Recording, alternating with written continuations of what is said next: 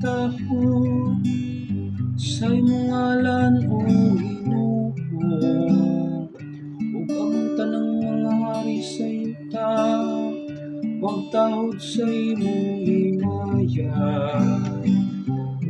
Sa pagkatukod sa pag-usab sa Ginoo sa Sion, ug pagpakita diha sa iyang himaya. Sa pagtagad niya sa pag-ampo sa binayaan, ug sa wala pagtamay sa ilang pag-ampo.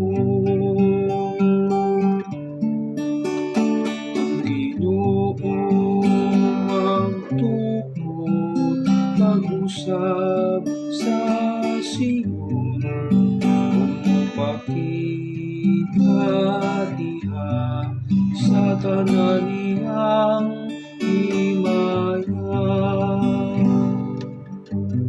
Isulat niya lang sa kaliwat ng mapot, ug ang iyang umabot ng mga binuhat, paday ka sa Ginoo.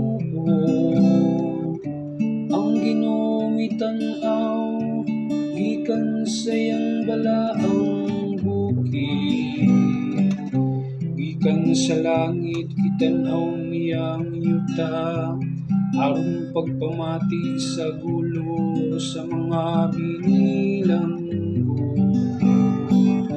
aron pagluwas kanila nga gihukman alang sa kamatayon. Ang Ginoo magtuko, mag-usab sa Sion, upakita diha sa tanan niyang himaya.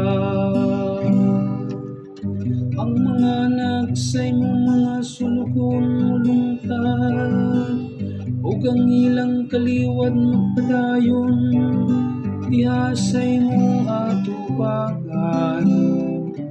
Aron ang ngalan sa Ginoo isang yaw sa Sion, ug ang iyang kadayganan diha sa Jerusalem.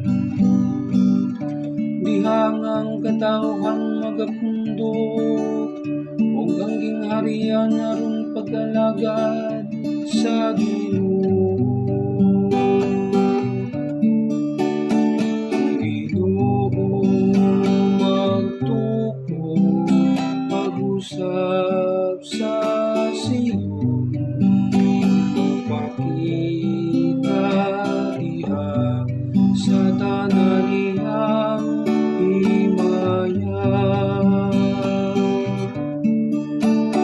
Ang Ginoo magtuko, mag-usab sa Sion, upakita